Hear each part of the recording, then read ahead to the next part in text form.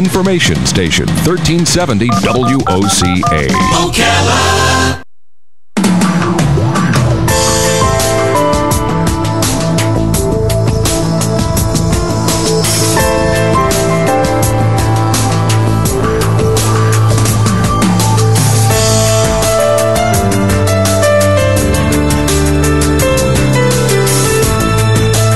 All right, 25 minutes before 11 o'clock. Thank you for tuning in. I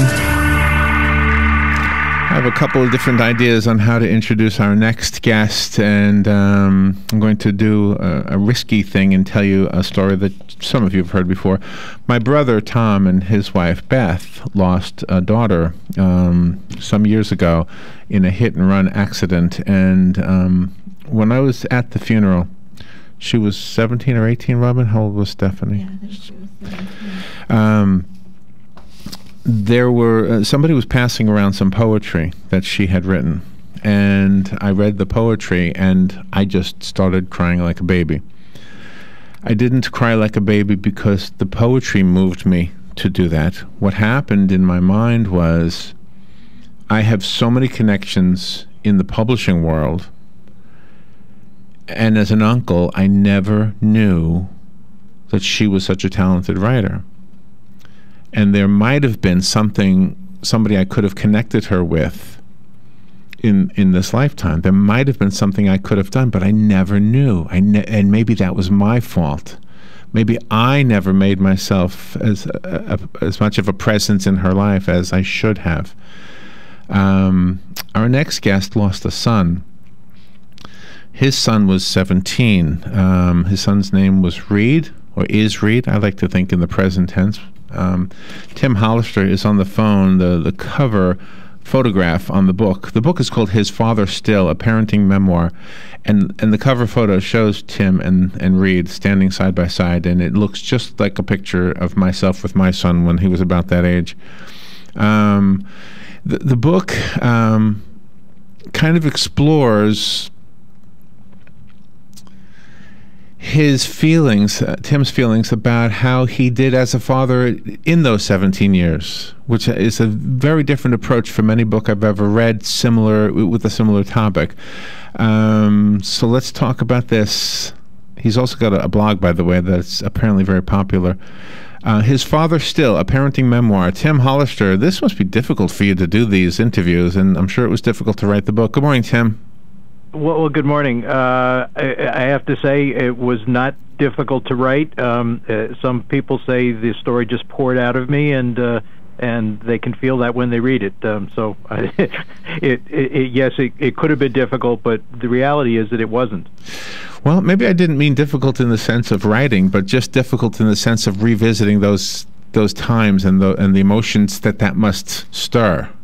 Well, that's certainly true, and the other reality is I've had a lot of people tell me that it's at times difficult to read, but yes. I wrote it. I wrote it really for that purpose. This is a difficult topic, but it's also intended to be a way that parents can reflect on their own raising of their own kids. The one thing that comes from the book is love. There is no question in my mind that you and Reed loved each other.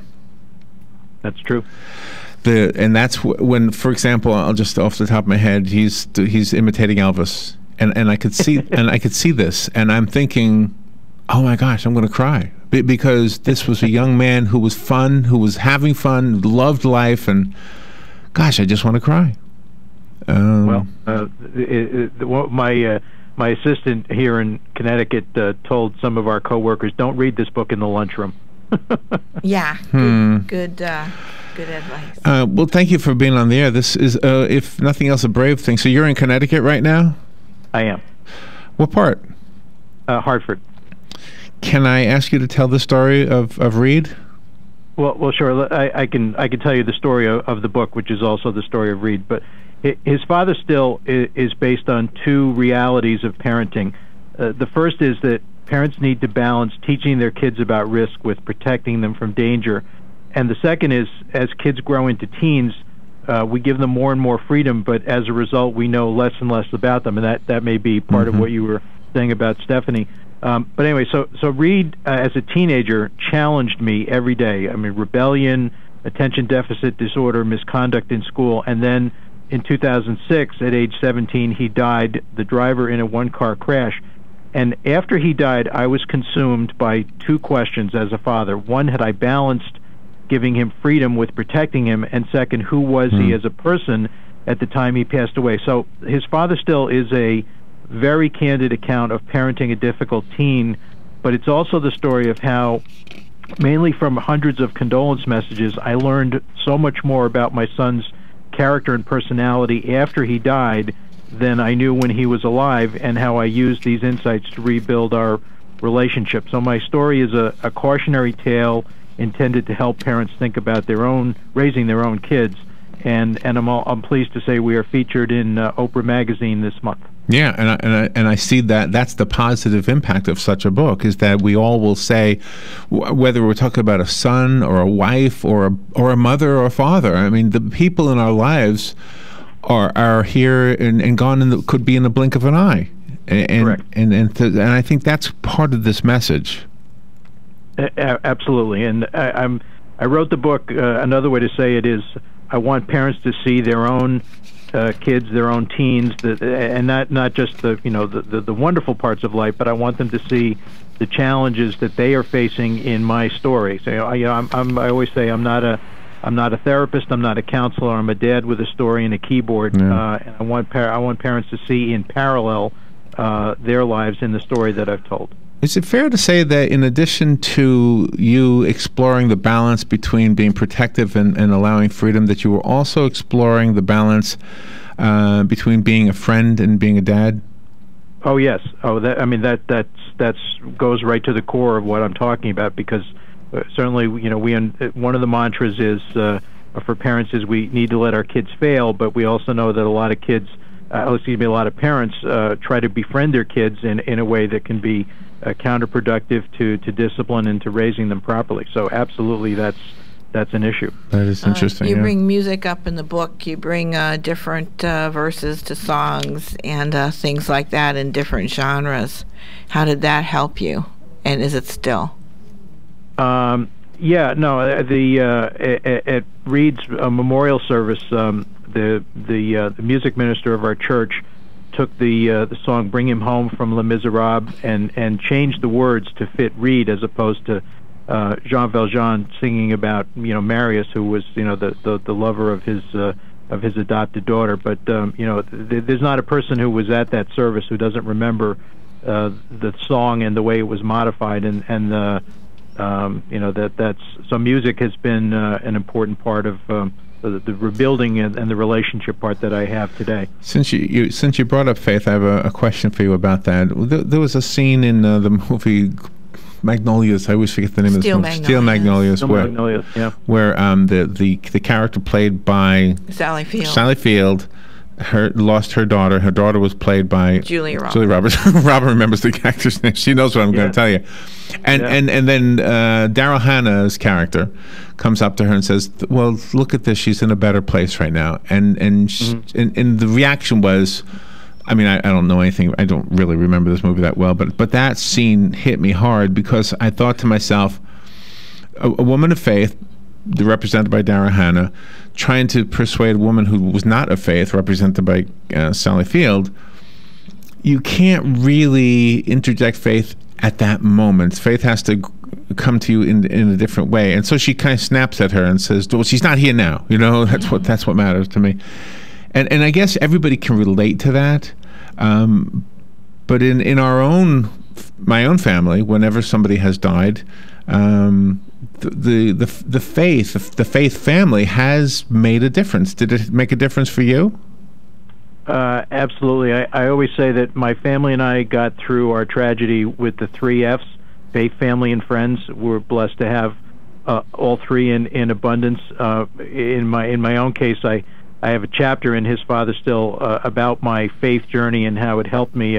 The title is "And Lead Us Not Into Penn Station," and that's kind of a long story as to where the title comes from. But I had a born-again experience when I was 19 years old, and I've been an active member of a congregational church for 35 years.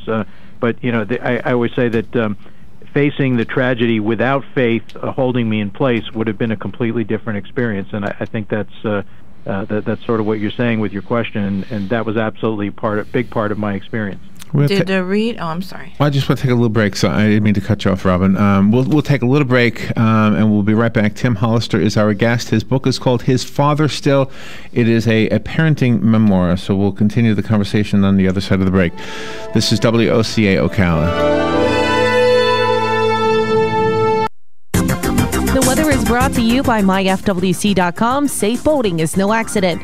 It is going to be a nice day today, a mixture of sun and clouds. The high 82 to 86. Partly cloudy tonight, a low 58 to 70. And tomorrow stays nice. Sunshine mixed with clouds again, the high 83 to 88. Sun, clouds with brief showers on Sunday, a little bit breezier and not as warm with a high of 78 to 82. From the Florida Weather Center, I'm meteorologist Maggie Johnson. Here's what you may have missed on the John Tesh Radio Show. When it comes to our health and well-being, there's new research showing that vacations are better for us when they include active adventures. In recent studies, students who chewed peppermint gum while taking a test felt more alert, got higher scores than those who didn't chew that gum. Number 3 sign of a midlife crisis, constant reminiscing about your 20s. Intelligence for your life on the John Tesh Radio Show. Don't miss this stuff. Florida State comes off an impressive win over in-state rival Miami, and now they face Louisville. The 2-3 Cardinals come into Doak Campbell Stadium to face the Florida State Seminoles. It's a noon kickoff right here on WOCA, presented by Tri-Eagle Sales, your local Bud Light distributor in the Ocala area.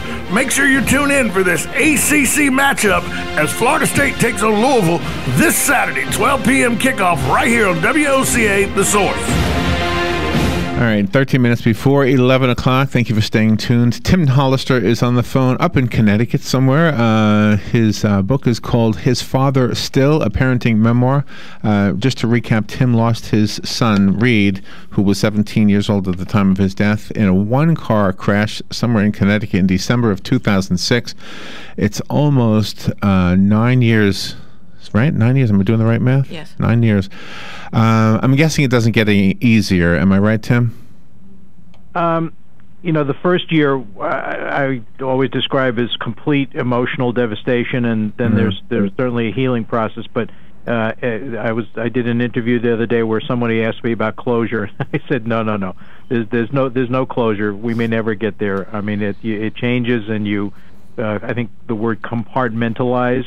You put it in its place, and you try to take the positives that you can, and try to make the negatives manageable. But the sense of loss, what the writer Anna Quinlan called a chasm deep in the heart of our soul, that never goes away. Do you feel that one of the positives in this is that when you meet people who were friends with your son and your relatives also, that they might have a little bit of mannerisms or phrases that he used to use, because evidently he made a huge impact? Oh yeah, no. My son planted a lot of funny stuff in the years that he was alive, and family gatherings. There's always laughter about what Reed would have said in this situation. So absolutely. So when you look back on raising Reed, do you want to do anything over? Do you ever stay in one place? Does a song ever take you back? It seems like music is important to you. Does that ever take you back to a place and time, and do you just kind of zone out for a while and stay there? Yes, and my family has an avocation of listening to Broadway musicals, and there's, of course, Broadway musicals are great because they give us songs that cover so many aspects of our life. And I mentioned the song from Les Miserables, but Starlight Express was one of Reed's favorites. I can still hear his voice singing some of the songs from that show. I love that one. So did my daughter. We went to the live show, and boy, she really liked it. Yeah. But if your question is what do I look back on and wish I had done differently, three things. I would have been much more conservative about supervising his driving had I known then what I know now. I mean, I thought I was a well-informed parent of a teen driver, and in the years since, when I've developed an advocacy role in safe teen driving, I realized I had no idea how dangerous teen driving was. There's a lot of his father still is about how we tried to find the right school for him. He had attention deficit. We put him in a private school hoping he would get more attention, and the school turned out to be a very bad fit for him that probably did more damage than help. And then third, cliche as it might sound, you cherish every day. I was so consumed with the daily rebellions and the challenges that I was really blinded in most cases to who he really was developing into as a person. As I said, I discovered a lot more about him after he died than I knew when he was alive, and most of that was, what a great kid he was. Is it any consolation at all, and I'm sure you've thought about this, but is it any consolation at all to realize that very thing you just described, as far as that friction that happens between a 17-year-old and the parent, seems to be biological? It's almost seems to be that's part of what we're about. It's breaking out of the egg for a chicken, Absolutely. It's almost so. Does it give you any consolation? Are you able to forgive yourself if you need to, because that's just the way human beings are? You were probably that way with your dad, and I was that way with my dad. Yeah. No. I don't beat myself up, and I don't beat Reed up in my mind for the way our relationship was. As you just said, it's teens need to break out of the shackles, real or imagined, that we impose on them, and that's just part of growing up. And if there weren't any friction, maybe there would be something very unusual or very wrong. But part of the underlying message of his father still is to tell parents that the rebellion and the challenges are temporary, but you'll always be a parent, and so you just need to stay positive, try to plant values and seeds, and hope that they take root. Most of the time they do, sometimes they don't. And what would you say to young people, because sometimes the parents will bring them up in their church, and then the young people will get to be 16, 17, and then they have minds of their own, and they don't attend anything religious for a while. Would you encourage them to at least go to some kind of religious study during their teen years, or should they be allowed to explore themselves? Well, I think when they're teenagers and when they're in the home, I think parents would be well advised to keep their kids in church as much as they can tolerate, and plant the seeds of faith. I think there's obviously a time in everyone's life when they have to make a decision for themselves. Is that 18 or later? I don't know, and every kid and every situation is different. But I would tell parents, don't give up at the first sign of resistance, and because you are instilling something important. Your publicist indicated that you actually had some ideas to change the laws in your state. What kind of things did you suggest, and were you successful at that? Yes, about a year after Reed's crash here in Connecticut, we had back-to-back multiple fatality teen driver crashes, and our governor decided we had to overhaul our teen driver law, which was one of the most lenient in the nation, and we did. It's now one of the strictest in the nation, and I can summarize that we have over 8 years, we have a 71% reduction in our fatality rate in Connecticut among teens, which is, I think, certainly among the best in the nation. And so we have definitely saved some lives. What did you do? What were the changes? Well, the most important thing, and people from other parts of the country can't believe this, but we have a required 2-hour safety class for parents. The teen cannot get a license until the parent attends a 2-hour class about teen driver safety. And I think a lot of people think that's been the single most important thing that we do. Really? Oh, yes, that doesn't make sense, but it's obviously working. So help me understand why that makes sense. And how did you know that was necessary? Well, a lot of parents don't really understand, and that this was me when Reed was driving in 2006. They don't understand why teen driving is so dangerous and all the things that they can do before their teens get behind the wheel to prevent the very predictable, most dangerous situation. So we have this required 2-hour class. We've just finished a statewide required curriculum for the driving schools that teach the class. And so the parents, there was a lot of pushback originally, but now, based on the most recent surveys, about 90% of the parents who take the class agree that it was worthwhile, that they learned something important that they didn't know, And we tightened the curfew, we tightened the passenger restrictions. We closed a DUI loophole that had actually been figured in one of the multiple fatality crashes, and so we have a pretty strict law now, and it seems to be, well, the proof is in the statistics. It's a safer place than it was. Does the potential teen driver take the class with their folks at the same time? Yes, they sit side by side. Do you know, when I'm at a stoplight and I see a young guy on a motorcycle and a young girl sitting on the back of that motorcycle, I say, gosh, if I was that daughter's father, I would be so worried about her right now. And if I was that son's father, I'd be just as worried. But then Robin has this better attitude, I guess. She says, no, they're just free. They're just living their lives and being free. Yeah. Yeah. I guess I see it both ways. Well, the motorcycles have their own crash rates, which are pretty high. Yeah. So did Connecticut change the motorcycle laws at all? No, not in 2008. But teens cannot operate a motorcycle.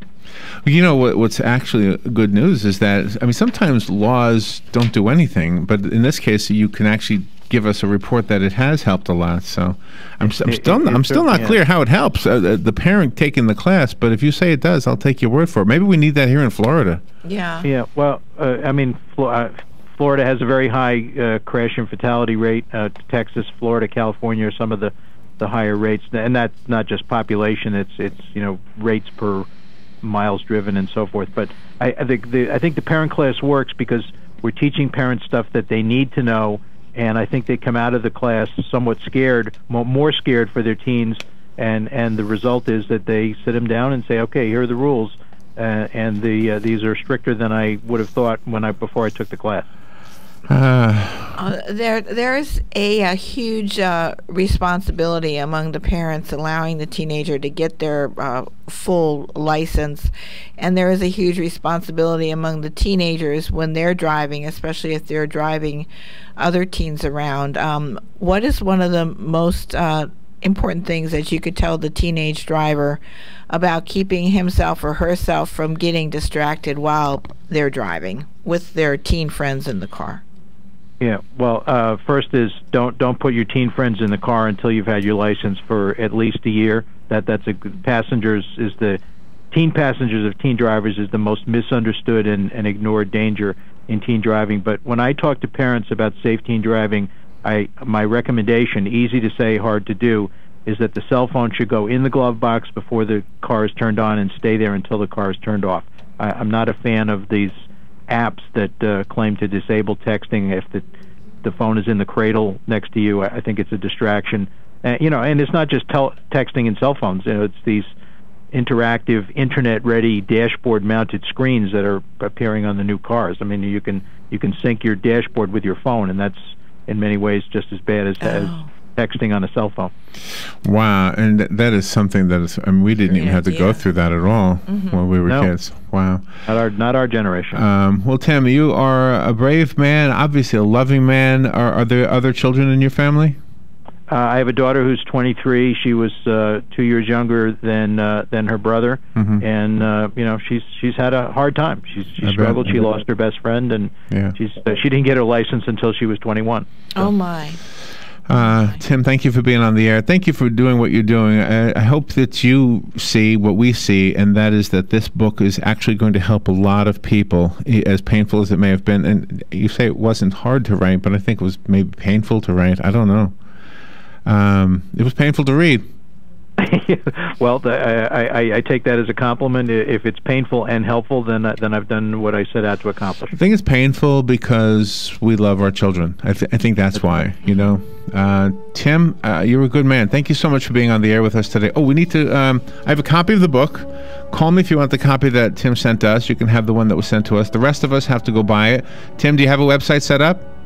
Yes, from Reed's Dad, FROMREIDSDAD.org. Okay, from reedsdad.org. Okay, we'll share that on Facebook, and then we'll share the whole interview on Facebook and the thank you. What do you call it, YouTube thing. All right, we'll take a little break, and we'll be right back. This is WOCA Ocala. Broadcasting from the Paddock Mall Studios, this is WOCA, Ocala, Gainesville, The Villages, 1370 AM, 96.3 FM, The Source. Fox News Radio. I'm Lillian Wu, one of Hillary Clinton's top aides, now on Capitol Hill. What do you expect to be asked about?